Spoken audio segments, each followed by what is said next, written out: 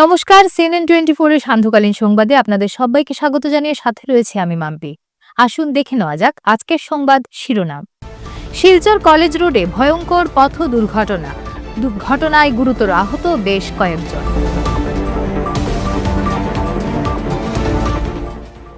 BJP IT সেলের chairman Amit মালভিয়ার কুশপুতুল দাহ। কংগ্রেস দলীয় কার্যালয় থেকে বিক্ষোভ মিছিল করে শহীদ ক্ষুদিরাম বসুর মূর্তির পাদদেশে উত্তাল প্রতিবাদ।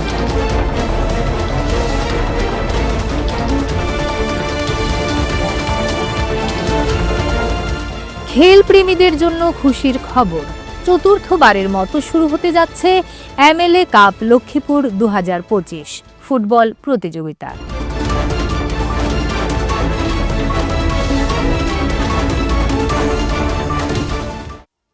কমলাক্ষের ভূমি পূজনের মাধ্যমে শুভারম্ভ হল এসআর কলেজের ক্লাসরুম সম্প্রসারণের কাজ।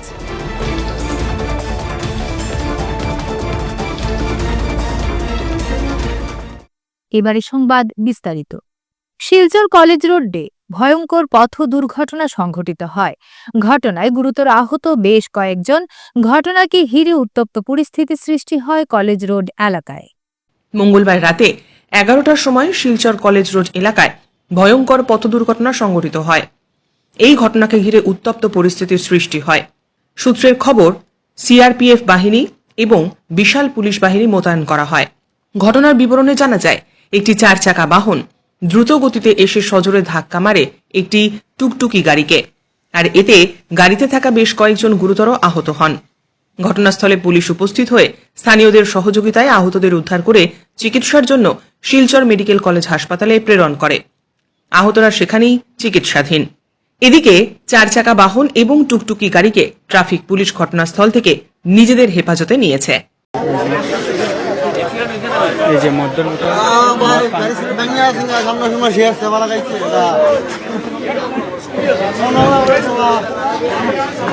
ঘটনাস্থলে এখন পুলিশ এসে কভারেজ করছে।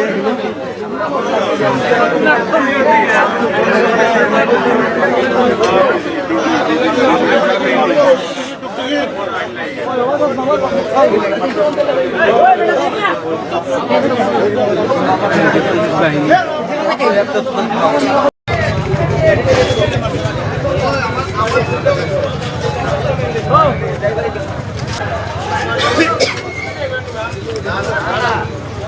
এই টোটোর সঙ্গে একটা কার পুরো মুখোমুখি ধাক্কা। রাত বাজে এখন 11টা। এই যে পুলিশ এসে এখানে এখন জায়গাটা কভার আপ করছে।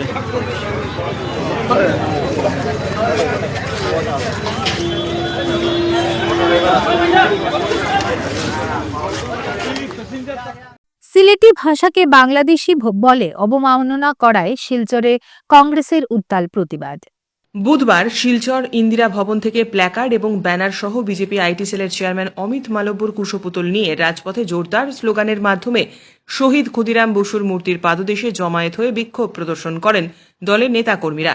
প্রতিবাদ চলাকালীন অমিত মালব্যর কুশপুতুল দাহ করতে গেলে পুলিশ এবং সিআরপিএফ এর বাধার সৃষ্টি করলে প্রশাসন এবং প্রতিবাদকারীদের মধ্যে তীব্র হাতাহাতি এবং উত্তপ্ত পরিস্থিতির সৃষ্টি হয়। কংগ্রেসের উত্তাল প্রতিবাদকে দমাতে পুলিশ গ্যাস ছিটিয়ে আগুন নেভানোর চেষ্টা করে, কিন্তু প্রতিবাদীরা পুলিশের বাধাকে পিছনে ফেলে বিজেপি আইটি সেলের চেয়ারম্যান অমিত মালব্যর কুশপুতুল দাহন করেন।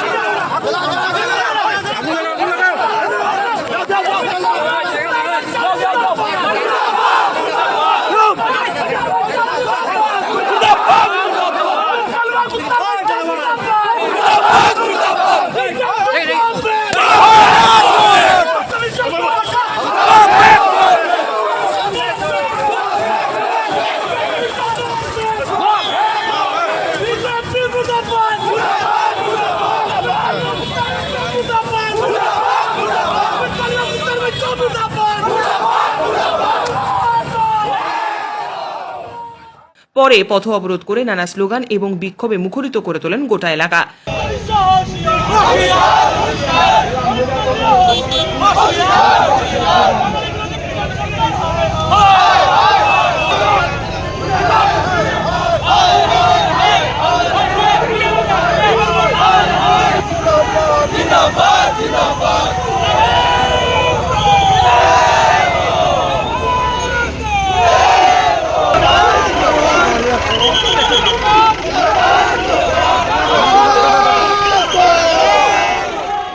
পরিস্থিতি নিয়ন্ত্রণে পুলিশ এবং সিআরপিএফ বাহিনী কড়া পদক্ষেপ গ্রহণ করে।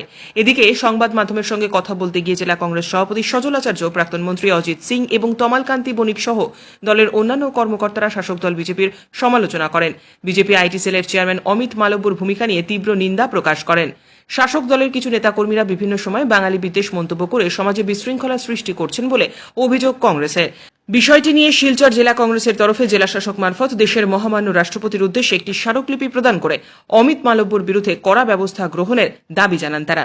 আমাদের মাননীয় সভাপতি আসাম কংগ্রেস কমিটির গৌরব গগৈ মহাশয় আমাকে এই বার্তা পাঠিয়ে দিয়েছেন যে সর্বভারতীয় নেতা অমিত মালব্য যে ভাষায় বাঙালি ভাষার উপরে, সিলেটি ভাষার উপরে বিভিন্নভাবে নির্যাতনী প্রয়োগ করেছেন এবং আসামের যিনি মুখ্যমন্ত্রী তিনিও কিছুদিন আগে বাংলা ভাষা নিয়ে কথা বলেছেন যে বাঙালিতে যারা কথা বলবে, বাঙালিতে যারা লিখবে তারা বাংলাদেশি। এবং দিল্লির পুলিশ যেভাবে আজকে দিল্লির যারা বাঙালি ভাই বন্ধুরা আছেন, আমার মা বোনরা আছেন, তাদেরকে যেভাবে নির্যাতিত করেছেন, সেই হিসাবে আমরা শিলচর জেলা কংগ্রেসের পক্ষ থেকে আজকে একটা কর্মসূচি নিয়েছি।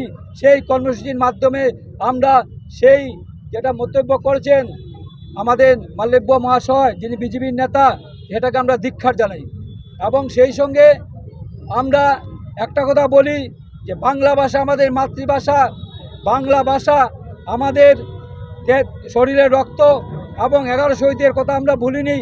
এবং আজকের এই প্রতিবাদে বোঝা যাচ্ছে যে সমগ্র কাছাড় জেলায় আজকে যে প্রতিবাদ হয়েছে আমরা স্বতঃস্ফূর্ত সমর্থন পেয়েছি।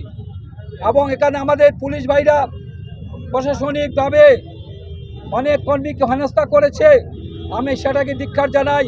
আগামী দিনে যেন পুলিশ কর্মী ভাইরা, প্রশাসন ভাইরা আমাদের সাথে সহযোগিতা করে আমরা গণতান্ত্রিক পদ্ধতিতে আমরা আন্দোলন করব।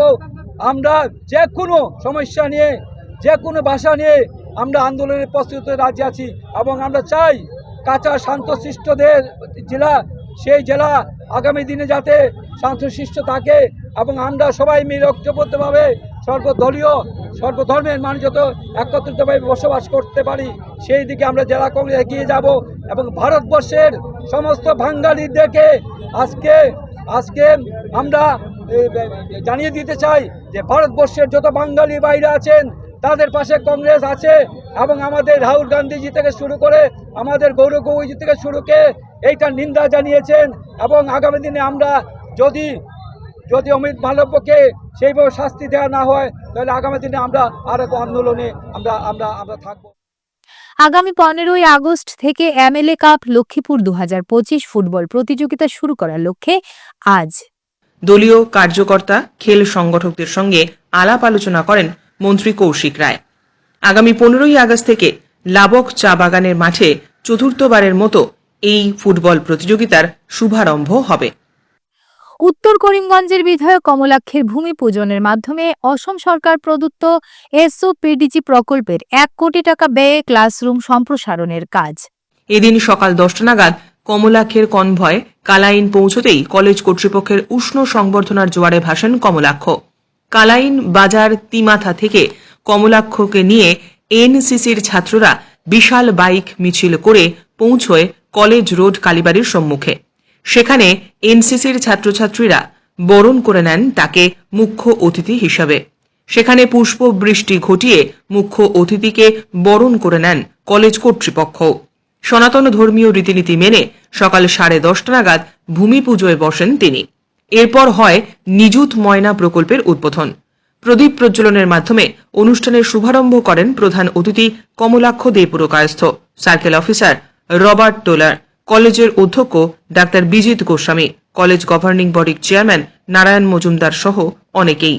এরপর শুরু হয় নিযুত ময়না প্রকল্পের সুবিধে প্রসঙ্গে মুখ্যমন্ত্রী হেমন্ত বিশ্ব শর্মা, শিক্ষামন্ত্রী সহ অন্যান্যদের বক্তব্য।